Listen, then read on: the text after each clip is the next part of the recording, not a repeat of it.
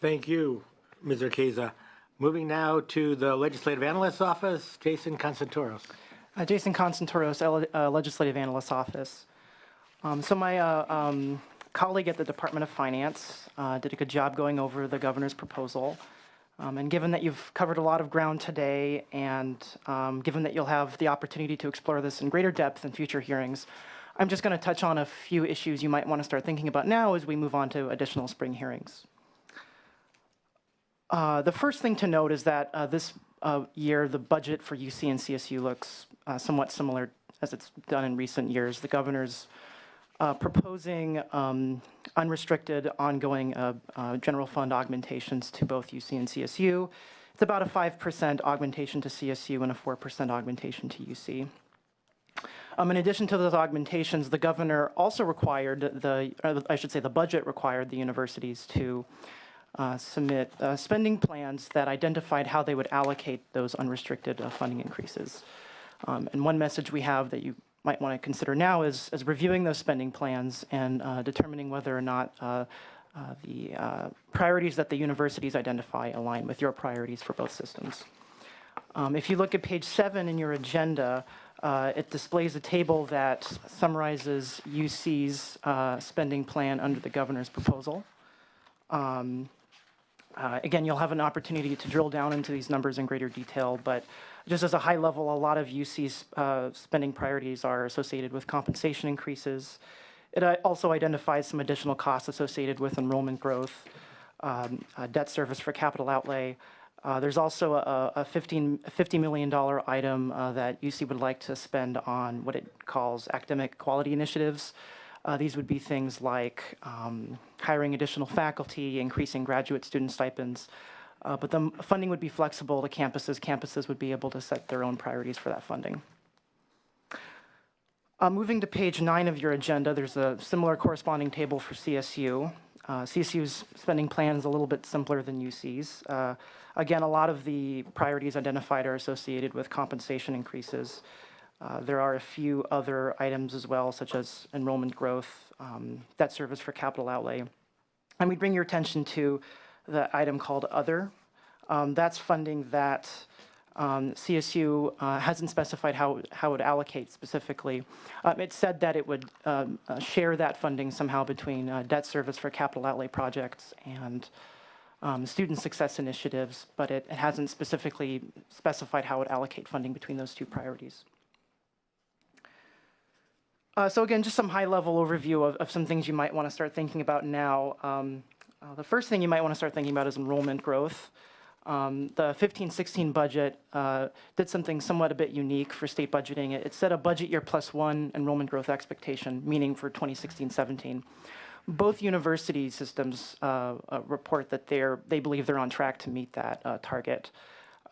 One thing you might want to get clarification on, however, is a resident graduate enrollment at UC for 16-17. UC has said that they won't grow resident graduate enrollment under the governor's proposal, but other governor budget documents display some growth for resident graduate students, so you might want to get clarification on that. But you also might want to start thinking about 17-18 enrollment growth. We think that setting a budget year +1 target for enrollment is a good idea. It better aligns the state budget process with the university's admissions decisions, especially for the fall. To the extent that you'd like to grow enrollment in 17-18, we think that you want to fund it, we think you could schedule that funding in this year's trailer legislation to be released in 17-18. That would allow the systems to receive the funding in the year they receive, in the year that they incur the cost for enrollment growth. The second thing you might want to start thinking about now is maintenance at the universities. The governor has proposals for one-time funding for deferred maintenance. Again, we continue to recommend that the universities present to the legislature a long-term funding plan to eliminate their backlogs so that we have a clear path to eliminate these deferred maintenance backlogs. But in addition to that, we also recommend that you begin working with the segments to determine an amount of funding you would need to set aside annually to properly maintain facilities and prevent future maintenance backlogs from developing, and earmarking that funding in the budget.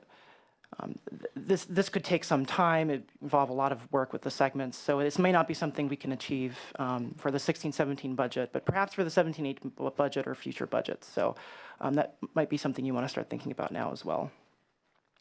The third thing you might want to start thinking about is getting some more information on the universities on specific parts of their spending plans.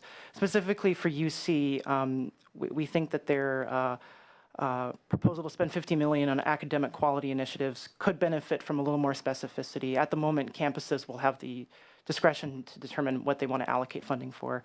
We think it could benefit from maybe a more structured plan that identifies how that funding would be spent. For example, if hiring more faculty, how many more faculty at which campuses? Likewise, at CSU, we think that for that category other, we think CSU could better identify how to allocate funding between capital outlay and student success initiatives. And for example, if it was to say an X amount for capital outlay debt service, it could tell us how many projects that it intends to fund with that debt service. For student success initiatives, it could tell us which student success initiatives, which campuses, provide a more detailed plan for that.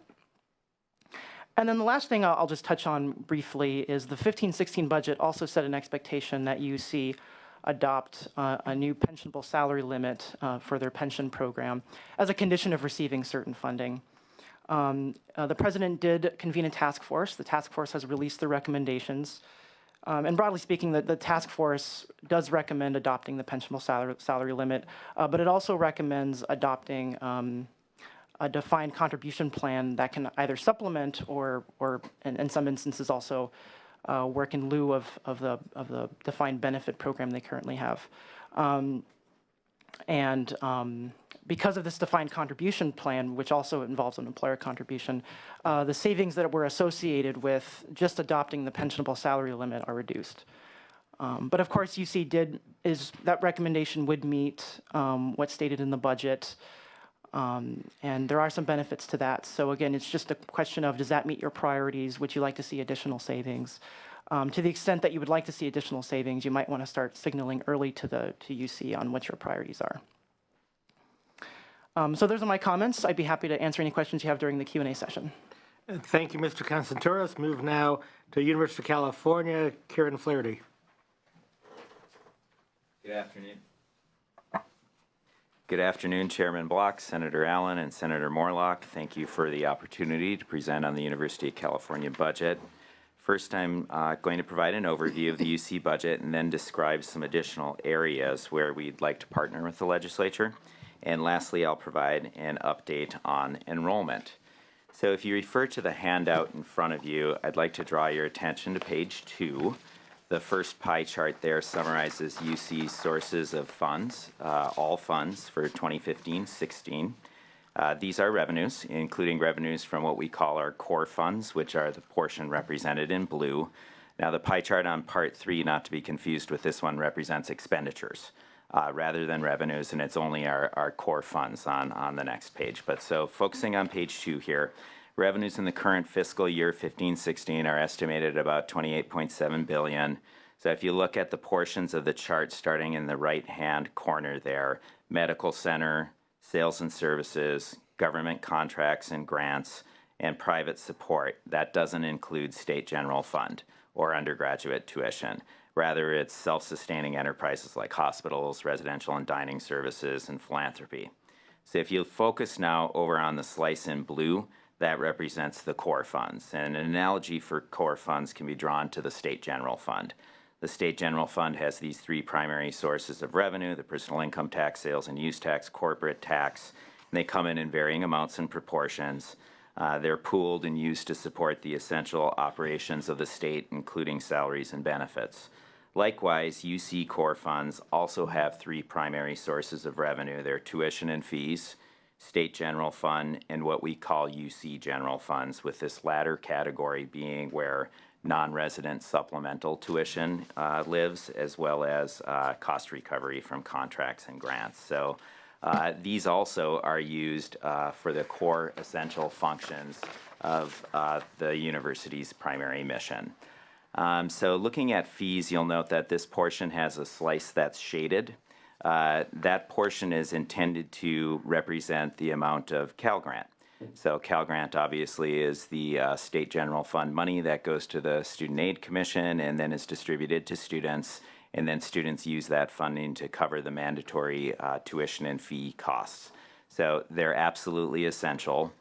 They make up about $830 million of the tuition paid by undergraduate students, combines with the university's $720 million in financial aid from our own financial aid program, and the result is difficult to overstate. So 55% of UC undergraduate students have their mandatory tuition and fees fully covered. And so the average student financial aid award for undergraduates is about $17,700, and that significantly exceeds mandatory tuition and fees of $12,192. So I'd like to turn now to page 3. That's the next pie chart, and this is different. It's expenditures rather than revenue, and specifically it's from those core funds that we discussed. As you can see, a very significant portion is in the academic salaries range. Another very significant portion that I would like to point out is the benefits, employee and retiree benefits at 19%. That's in the bottom right corner, shaded in gray there. And so UC makes an employer share of contribution on behalf of our employees. We do that in a manner commensurate with the fund source that's used to pay for the salaries. So if you're a medical center employee and paid with medical center revenues, the employer contribution would be made from those medical center revenues. Likewise, if you're a state-funded employee, the contribution would be made from that state fund. And the reason why I highlight the employer contribution to retirement is because it's a real significant cost for UC, and it went from 0 in 2010 to 14% of our payroll now. And so we don't have a separate annual contribution from the state to serve as an annual employer share for the state-funded employees. And that's part of the reason why we're so very grateful for the state's contribution that is directed exclusively to the unfunded liability in our retirement plan under the authority provided by Proposition 2. So moving on now to page 4, you can see the incremental budget for 2016-17 that was approved by the regents in November of 2015. Page 5 is a further description and breakdown of the exact same chart, but it's a little bit busy on page 5, so I think if we just orient ourselves here first and then look at the details after. So looking now at the right-hand bar, which is expenditures, and then starting at the bottom, you'll see that we plan to increase to fund enrollment growth.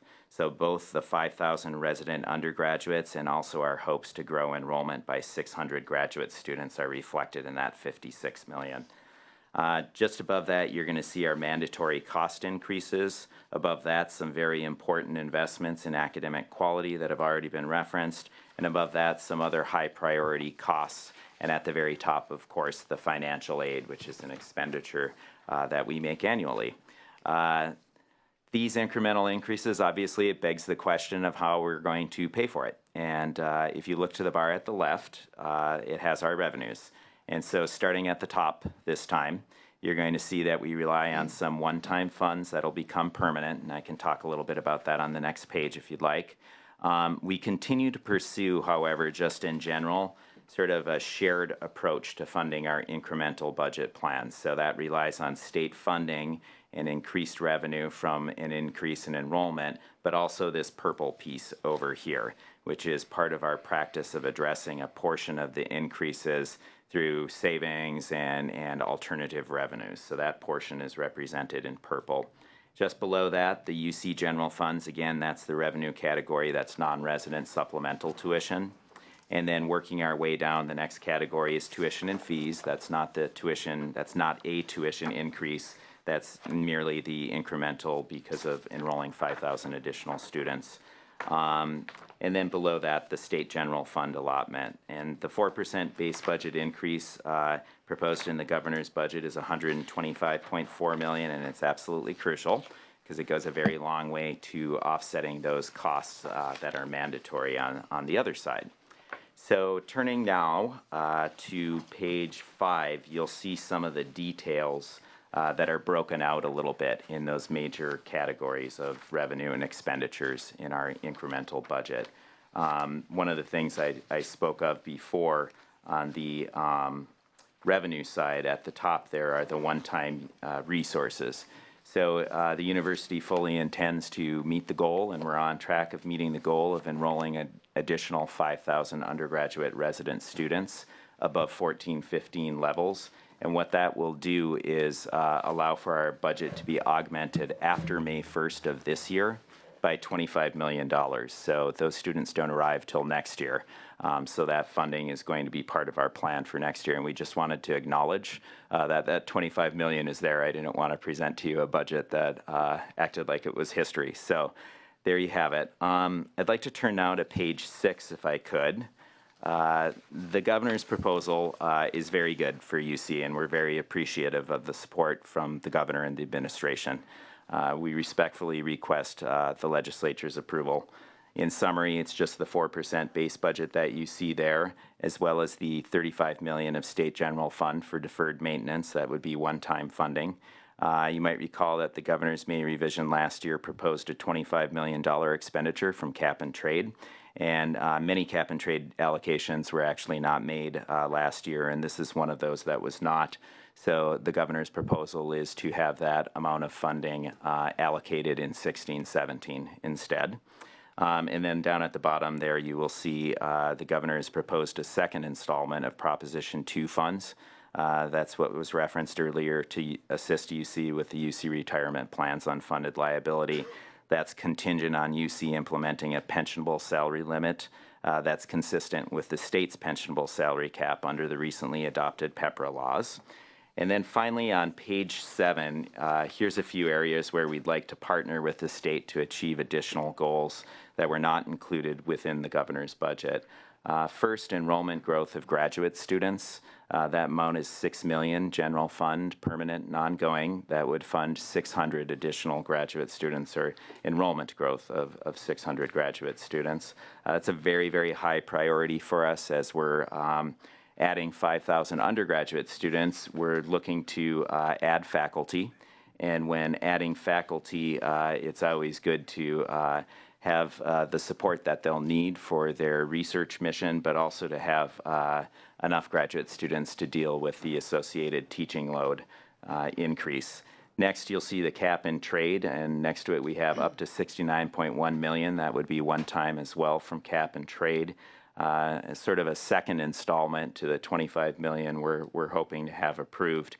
And this is just that we're seeking to partner with the state to really aggressively reduce greenhouse gases, and we can use these funds for construction and operation of an anaerobic digestion facility, a biogas facility, and then a solar panel installation and deep energy efficiency project. So any of those projects can stand alone, which is the up to $69.1 million, and be combined in a discrete project. So we wanted to offer that as an area of potential partnership. Finally, the transportation research funding. The Institute for Transportation Studies conducts really essential research in 5 areas that the state's identified as critical, and currently they receive less than $1 million from the state's public transportation account, and similar to the amount that they received in 1947 when they were initially established by the state. And so that would be $9 million permanent from that fund, or a similar fund, but that would be phased in over 3 years, so $3 million a year. So that concludes my presentation. I'm pleased to respond to any questions. Actually, I wanted to add just one last thing, because I have a feeling you're going to be curious to know. I did mention our plans to grow enrollment. We're going to continue our plan of meeting the master plan by offering space for every academically eligible student. And we want to enroll as many California residents as enrollment funding is available to support. And the Budget Act stated the $25 million augmentation would come through if we can demonstrate that we're going to enroll 5,000 additional students on May 1st, by May 1st. Really pleased to report we're on track for that. Each of the 9 campuses is going to be enrolling additional students, with LA, Berkeley, San Diego, and Riverside enrolling the most, but significant amounts at the other campuses as well. There are 2 years provided in the Budget Act to do this enrollment, the current year and next year, so obviously the majority of students will be coming in next year. And then what we'd really like to do is look for a way to sustain expanded access in the out years. What we'd like to be able to do is have a predictable, reliable source of funding for budgeting purposes that would allow us to sustain expanded access moving forward. So with that, I will conclude. Thank you. Thank you, Mr. Flaherty. Moving now to the CSU, Ryan Storm. Thank you, Senator Block, and good afternoon. Good afternoon, Senator Alan Morlock. My name is Ryan Storm. I'm the Assistant Vice Chancellor for Budget for the CSU. I have a presentation here for you as well in typical CSU fashion, nice red presentation. And what I wanted to do real briefly, just because this is an overview kind of hearing, I wanted to walk you through some of the factoids, so to speak, of the CSU, some of the grounding points, and then also walk you through where we have been financially, where we are currently financially, and where we hope to be with this 16-17 budget at the end of the process here. First and foremost, I want to say that the CSU really values three key pieces of the educational experience, and that is that we really want to be supportive of opportunity for our students, keeping college affordable for them, and then also providing a quality education for them. With that in mind, I wanted to have you flip over, starting with slide 2. Wanted to let you know that CSU, as you obviously all know, that CSU is its impact is quite immense. In California, I'm sorry, I'm on the wrong slide. Excuse me. So this is the one with the map of California, slide 2. So CSU is comprised of 23 campuses and 8 off-campus centers spread across the state of California. CSU offers more than 1,800 bachelor's and master's degree programs in some 357 academic areas. In addition, doctoral programs in education, nursing, and physical therapy are offered at many CSU campuses. And we are proud that we have awarded millions of degrees and have over 3 million living alumni. And these alumni have a huge impact on the state and the nation, which, when you turn to slide 3, demonstrates that. In California, 1 in 10 employees is a CSU graduate, and nationally, 1 in every 20 individuals with a bachelor's degree calls a CSU campus his or her alma mater. And through regional partnerships with local educational, business, and community leaders, our campuses are helping power local economies. On slide 4, today the CSU enrolls more than 460,000 students. Our campuses range in student population from just over 1,000 at the CSU Maritime Academy and to over 40,000 at CSU Northridge. 1/3 of these students are the first in their families to go to college. They are also primarily undergraduates, and most attend full-time. We serve 6,000 undocumented students and 7,500 veterans. For many of our students, access to the CSU is only possible through financial aid, working more than half-time and balancing other life experiences. And you can see on that next slide some additional statistics related to that. On slide 8, since the adoption of the 1960 master plan, I'm sorry, slide 6. Since the adoption of the 1960 master plan, transfer from the community colleges to the CSU has been a state and CSU priority. For many students, the path to a bachelor's degree begins in community college. And our partnership with the community colleges is strong, which is as important as 2 of every 3 community college transfer students enroll at the CSU to complete their degree. Since 2011, the associate degree for transfer has provided an integrated associate degree to a bachelor's degree pathway, which is quickly becoming the preferred path to the CSU. And last year, the CSU realized market increases and enrolled more than 63,000 transfer students. CSU awards nearly half of all bachelor's degrees in the state each year, but we also know that there is more work to be done, especially with work that has been done by the Public Policy Institute of California, noting through their work that they anticipate a large degree gap in the near future. I want to turn your attention to slide 8, and this is where we start talking about the fiscal condition of the CSU, and this is where we have, quote unquote, been the next couple slides. What this does, this shows you the general fund appropriation over time. In 2007-8, that was the high water mark before the Great Recession. We had about $3 billion provided to the CSU. And in very quick and short order, at the bottom in 2011-12, we had lost about 1/3 of our general fund support. But through the work of this committee, both the Senate, the Assembly, and the governor, we very much appreciate the continued and gradual increase in general fund support for the university. The last column there that is of different color, 1617, represents the inclusion of the governor's $140 million for us. So we are almost back to 7-8 levels, not adjusted for inflation. The next slide shows you really what ends up being predominantly for our support budget, our operating budget, or our what you would classify over at the UC as the core budget, the instructional program, what the two pieces of principal revenue that support the university, which is general fund and state student tuition and fees. And so what you see over time, dating back to 2008, is that the state's share of that educational program was roughly about 80%. Students picked up about 20% of that cost. In the recession, low point in 11-12, it was almost a 50-50 split. And then again, with your investment over the last number of years, the divide is getting back, is growing back to where the general fund is becoming much more of a contributor to the education of our students. Right now, on this next slide, slide 10, this is generally where we are financially. This is the 15-16 sources of revenue. Like I said, on the left there, you have the state appropriation general fund reaching about $3 billion. All the colors except for the maroon represent various sets of tuition and fees. The maroon piece represents what we call our state university grant predominantly. Here, just wanted to point out that this is actually revenue that is foregone because the state university grant is actually a waiver program. So what we end up doing is we end up eating into the revenues that we receive from the state and tuition, and we end up providing financial aid basically as a waiver process. Turning to the next page to the expenditure side of the equation, this is, largely not much different than a lot of other universities you may be looking at across the country, actually.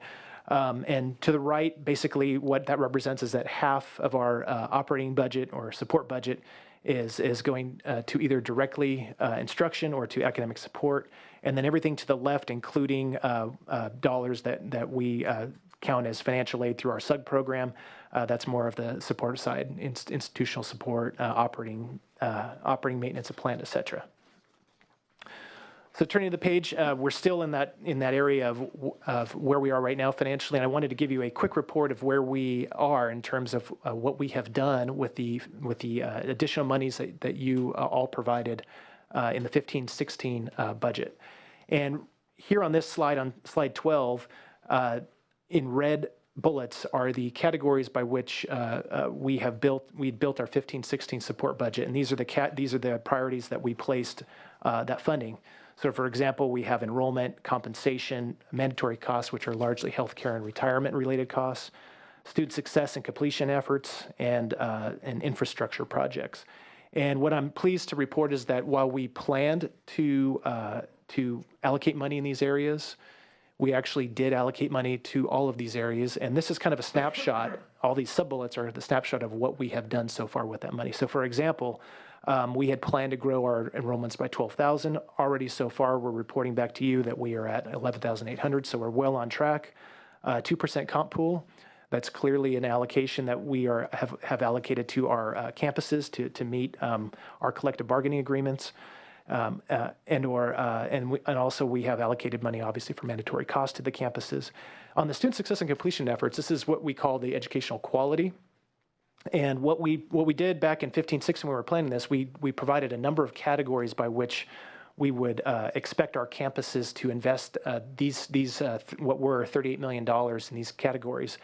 And each of these categories, the percentage next to them represent what our campuses report back to us, what they invested that money in. So, for example, on tenure track faculty, about 55% of the monies that were allocated to campuses were used to hire tenure track faculty. And so that's a little progress report there. Pleased to report that our board has approved the financing of about, at current market rates, about $400 million worth of projects, with about $25 million that came through with that support budget request that was funded. And we also are investing in badly needed infrastructure, IT infrastructure. So going forward, what our hope is that what you see here on slide 13 is our proposed 16-17 support budget that was approved by the board in this past November.